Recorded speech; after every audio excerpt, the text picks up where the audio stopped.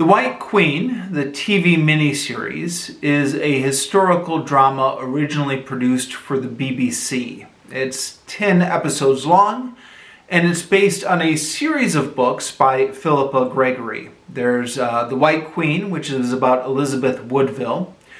The Red Queen, which is about Margaret Beaufort, the mother of Henry VII. And The Kingmaker's Daughter, which is about Anne Neville, who would eventually be the wife of Richard III. These three novels were combined to produce the storyline for the White Queen TV drama. Now, I've actually not read these historical novels, although I'd like to. I mean, one of these days. It's one is on my list of maybe books to read someday, just because I'm interested in this historical period. If anybody out there has read these books and can give me any advice on whether they're worth reading or not worth reading, it would be much appreciated. But I'm just here to talk about my experience watching the TV show. So because this came out in 2013, you may remember that was the height of Game of Thrones, when Game of Thrones was at its peak popularity. And subsequently, it was, of course, compared to Game of Thrones. So Game of Thrones is a complicated fictional story about a bunch of feuding families set in a fantasy world, but based, among other things, on the historical War of the Roses. And as I mentioned when I talked about Game of Thrones on this channel, a lot of people at my work and friends of mine were getting really into following all these fictional families and keeping track of all these characters, and I got sucked into it myself.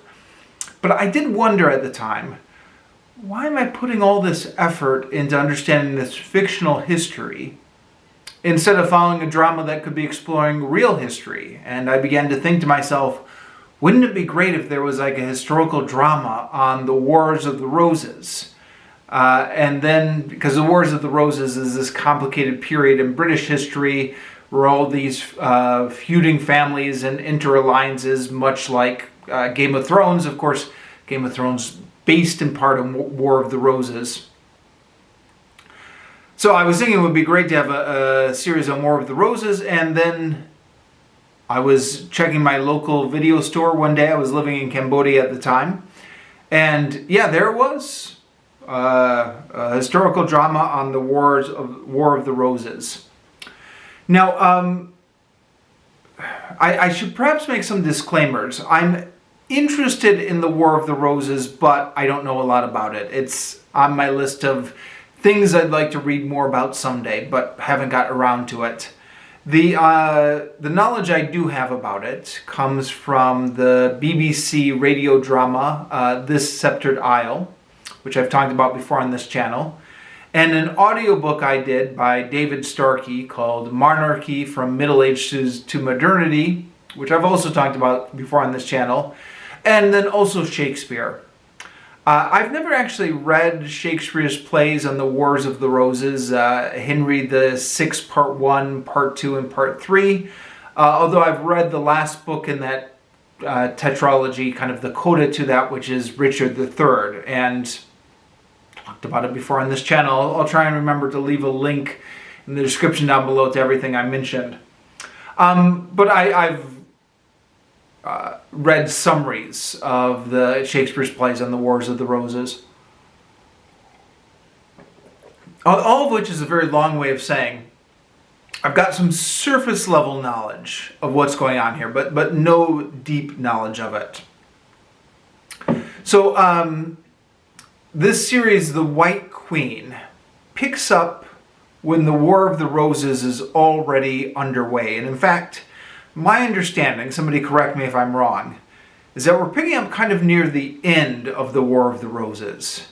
So the War of the Roses is back and forth between the House of Lancaster and York, and there are all sorts of changing alliances as they battle back and forth between them, but these are the two houses. We pick up in The White Queen when the House of York is beginning to be ascendant. Now, the patriarch of the House of York, the guy who started this whole War of the Roses, is already dead. He's died in the previous years. But his three sons, Edward, George, and Richard, are united together to bring the House of York to ascendancy.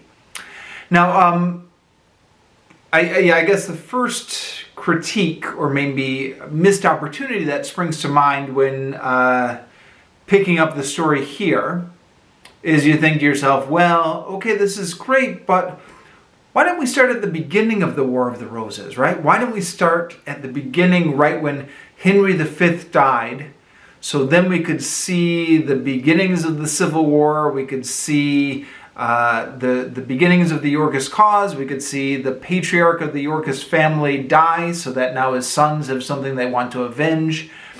We could have seen all that. And, you know, part of me wishes that this series would have started at that point. I don't know if there's a series out there that did start at that point. I mean, aside from Shakespeare. Somebody let me know in the comments down below if there's some other TV historical drama that does actually start at the beginning. But I guess the obvious... The reason that the creators of this story started where they did is because if you want to make a historical drama interesting, you have to have point of view characters whose stories you are following. It's not just one thing happened after another. You've got to kind of create story arcs for characters. And so this is, I guess, what Philippa Gregory has done in her novels, which they've adapted into this TV miniseries. So we're starting with the White Queen,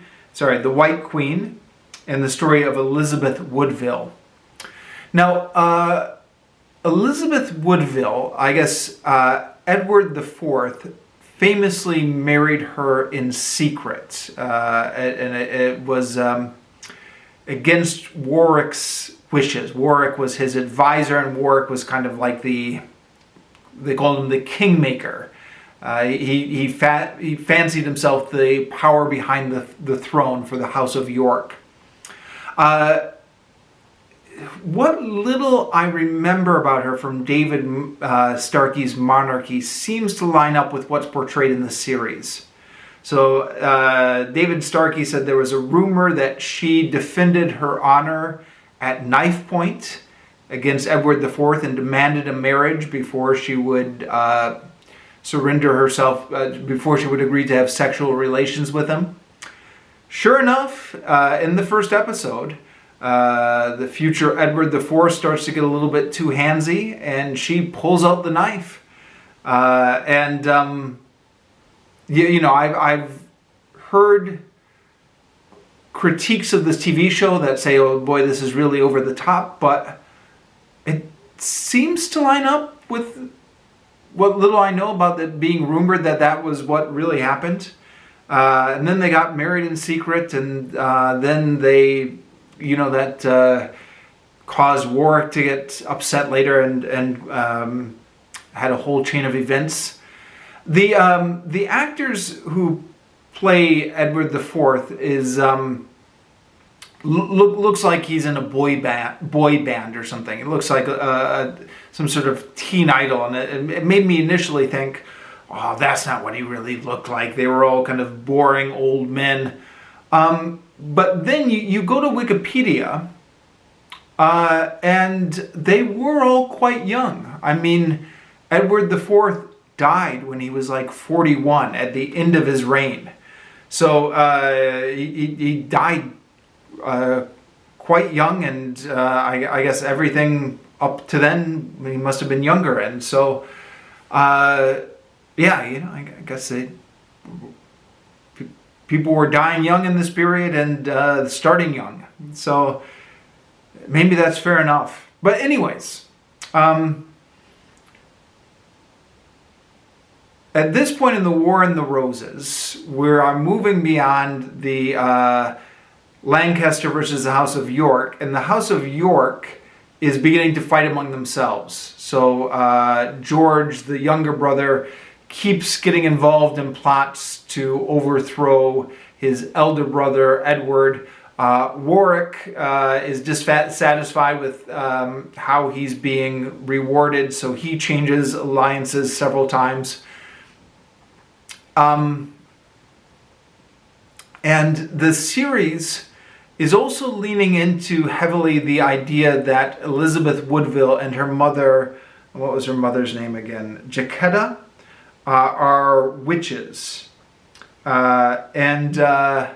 This is again loosely based on history. Jacquetta, Elizabeth Woodville's mother, was actually put on trial for witchcraft. According to Wikipedia, it looks like a couple different times in her life. Now, these were almost certainly trumped up charges done for political reasons, I imagine.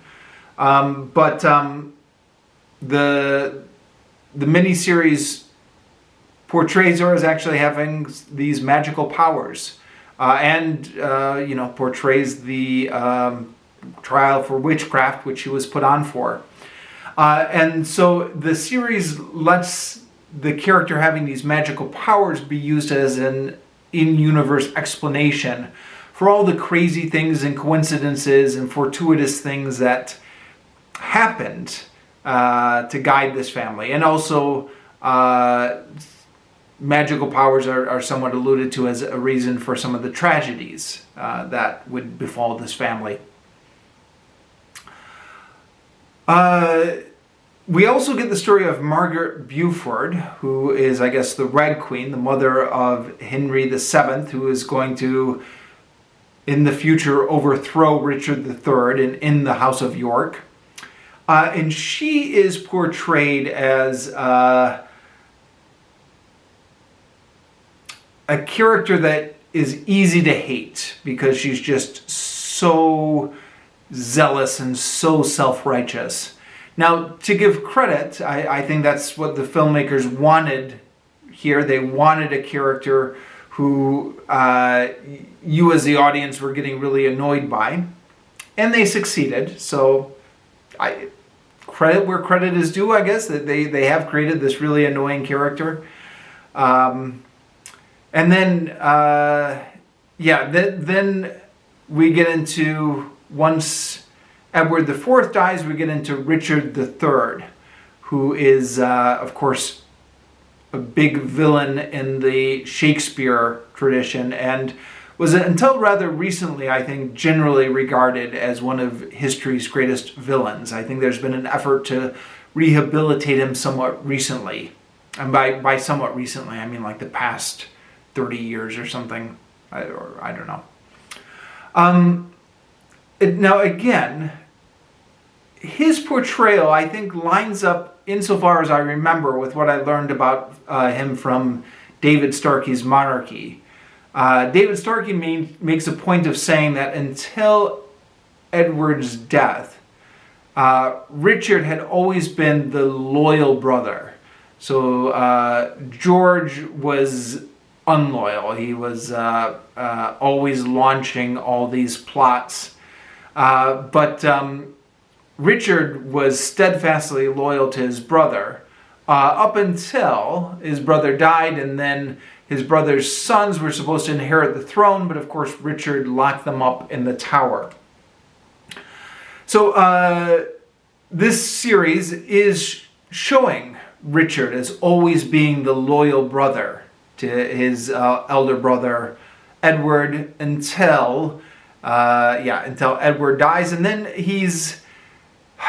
he makes some bad choices, but he's not portrayed as being the villain that you would get out of Shakespeare.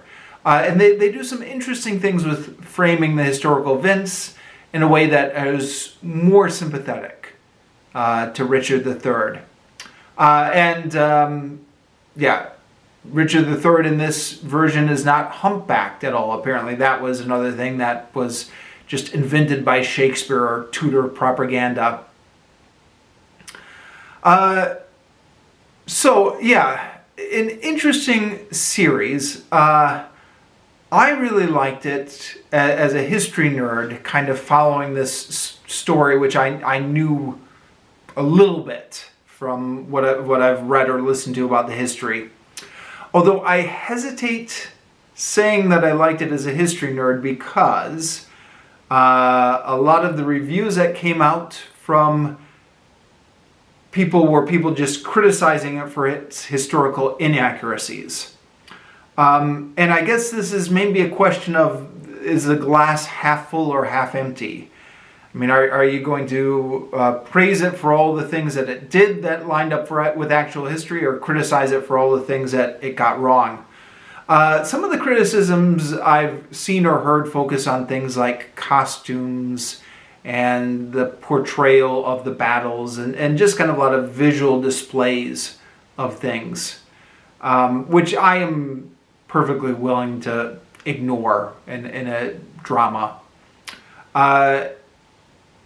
As far as I can tell, and again, I'm not an expert, so somebody correct me if I'm getting this wrong, but in terms of who killed who died in what order, who married who, seems to follow the history as far as I could tell. So that was good enough for me. And I enjoyed being able to follow this drama about all these changing alliances and feuding families that was actually based on real history. If you search YouTube for reviews of this drama, and I searched a few of them before filming this video, it's mostly positive.